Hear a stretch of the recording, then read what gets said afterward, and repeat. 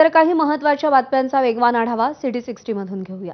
आज राज्याचा अर्थसंकल्प सादर होणार। मुख्यमंत्री देवेंद्र फडणवीस अर्थसंकल्प मांडणार। अजित पवारांच्या निधनानंतर फडणवीसांनी अर्थसंकल्प सादर करण्याची अर्थमंत्री या नात्याने जबाबदारी घेतली। दिवंगत उपमुख्यमंत्री अजित पवारांच्या नेतृत्वाविना आज महाराष्ट्राचा अर्थसंकल्प सादर होणार। वर्षानुवर्षे अभ्यासू आणि ठाम नेतृत्वाखाली अर्थसंकल्प मांडणाऱ्या अजित पवारांच्या अनुभवी मार्गदर्शनाचा राज्याला अभाव जाणवणार। अमोल मिटकरींची भावनिक पोस्ट। राज्याचे अर्थ राज्यमंत्री आशिष जयस्वाल यांनी प्रभादेवीच्या प्रसिद्ध सिद्धिविनायक मंदिरात दर्शन घेतलं। राज्याचा अर्थसंकल्प सादर होण्याआधी त्यांनी गणपती बाप्पाचं दर्शन घेतलं। विधानसभेच्या 2 जागांच्या पोटनिवडणुकीची पुढच्या आठवड्यात घोषणा होण्याची शक्यता। बारामती आणि राहुरीमध्ये पोटनिवडणुका प्रलंबित। अजित पवार आणि शिवाजी कर्डिलेंच्या निधनानं 2 जागा रिक्त। मुंबई महापालिकेच्या स्थायी समितीच्या बैठकीला आजपासून सुरुवात होणार। अर्थसंकल्प सादर होताच पहिल्याच स्थायी समिती सभेमध्ये 2800 कोटींचा प्रस्ताव। गोरेगाव मुलुंड लिंक रोडच्या प्रकल्पासाठी 2400 कोटींचा प्रस्ताव। नाशिक महापालिकेची आज विशेष महासभा होणार। शहरातले रस्ते, खड्डे, अनियमित पाणीपुरवठा या समस्यांवरती चर्चा करण्यासाठी ही विशेष महासभा बोलवण्यात आली। आजच्या सभेमध्ये नगरसेवक प्रशासनाला धारेवर धरणार। धाराशिव जिल्ह्यात आज 8 पंचायत समित्यांच्या सभापती आणि उपसभापतींची निवड। उमरगा पंचायत समितीत सभापती पदासाठी भाजप शिवसेनेत रस्सीखेच। कळंब पंचायत समितीमध्ये महाविकास आणि महायुतीची समान सदस्य संख्या। कळंब पंचायत समितीमध्ये सभापती पदाची निवड चुरशीची होणार। भंडारा नगरपालिकेच्या राजकारणात मोठी खळबळ। विकास निधीतून डावलण्यात येत असल्याचा शिवसेनेचा आरोप। विकास निधीत अडथळा आणल्यास कोर्टात जाऊ, भाजपचा इशारा। शहरातील नागरिकांच्या आरोग्याच्या दृष्टीने 250 कोटीचे भूमिगत गटारचे काम मंजूर करून आमदार साहेबांनी आणले आहे, परंतु ते काम सुरू होऊन देखील ते काम अजून पूर्णत्वास गेलेले नाही। हे काम सुरू असताना शहरात विविध ठिकाणी रस्ते खोदलेले असून त्यांची दुरुस्ती अजून झालेली नाही। आजपर्यंत हा जो पहिला टप्पा आहे भूमिगत गटार रस्त्याचा, त्या पहिल्या टप्प्याचं काम पूर्ण होणं अपेक्षित होतं, परंतु तसं झालेलं नाही। भारतीय जनता पार्टी ही विकासाभिमुख कामाकरता प्रयत्नशील असते। भंडाऱ्याच्या विकासाकरता नगराध्यक्ष या नात्याने जे काही प्रयत्न करता येईल ते नक्कीच आपण पूर्ण करू। मी नगराध्यक्ष झाल्यानंतर माझ्याकडे शिवसेना गटाचे नगरसेवक सुद्धा माझ्यापर्यंत समर्थनाचे निवेदन देण्याकरता आलेले होते। त्यांचं निवेदन मी घेतलं आणि त्यांना तेव्हा स्पष्ट म्हटलं की तुम्ही निवेदन कागदावर न देता ते मनापासून जर राहिले तर नक्कीच आपल्याला भंडाऱ्याचा विकास करता येईल।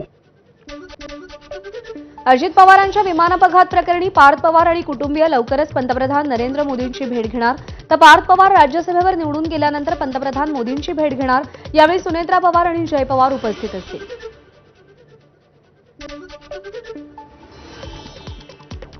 जिष्णुदेव वर्मा महाराष्ट्राचे नवे राज्यपाल। राष्ट्रपती द्रौपदी मुर्मूंनी नव्या राज्यपालांची नियुक्ती केली। जिष्णुदेव वर्मा तेलंगणाचे माजी राज्यपाल। स्वातंत्र्यवीर सावरकरांना भारतरत्न पुरस्कार देण्याचा ठराव विधानसभेत मागे। भाजप नेते सुधीर मुनगंटीवार यांनी हा अशासकीय ठराव मांडला होता। भारतरत्न देण्याचा अधिकार केंद्राचा। मंत्री जयकुमार रावल यांची प्रतिक्रिया। मराठा उपसमितीची काल मुंबईत बैठक। शिंदे समितीला 48 लाख कुणबी नोंदी आढळल्या। शिंदे समितीनं आतापर्यंत 12 लाखाहून अधिक प्रमाणपत्र दिली। 6 महिन्यात संभाजीनगरात एकूण 50,000 तर बीड जिल्ह्यात केवळ 34,000 प्रमाणपत्र वितरित। ओबीसींनो तुमचं आरक्षण संपलं, तुम्ही झोपा काढा। ओबीसी आंदोलक लक्ष्मण हाकेंची कुणबी प्रमाणपत्रावर प्रतिक्रिया। कोर्टात जाऊन चालणार नाही, आता रस्त्यावर उतरल्याशिवाय पर्याय नाही, हाकेंचं विधान।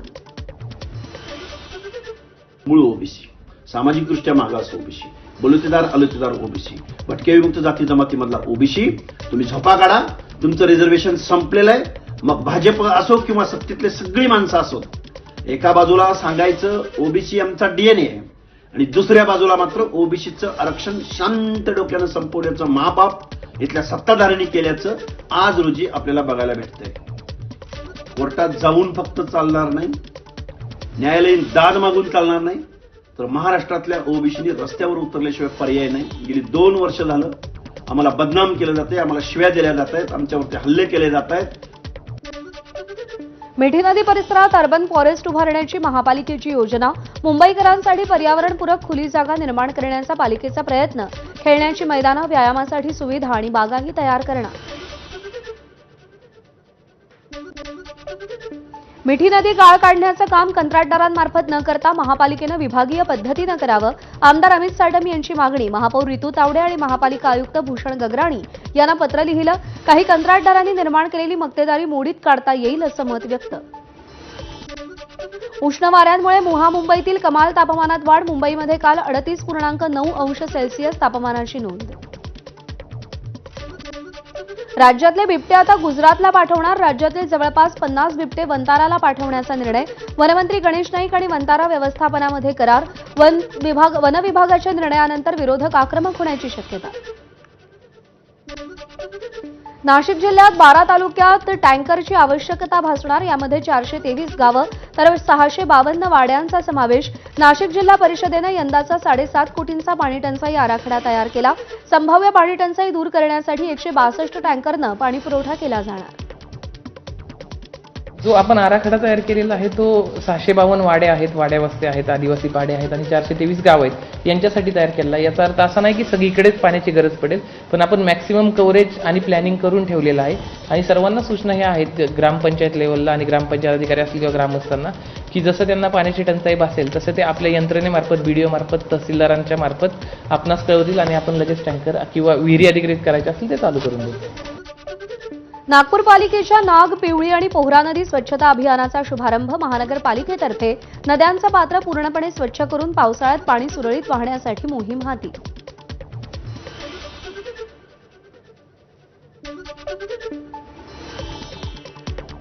या सगळ्या घडामोडींसह बुलेटिनमध्ये वेळ झाली एक छोटासा ब्रेक घेण्याची.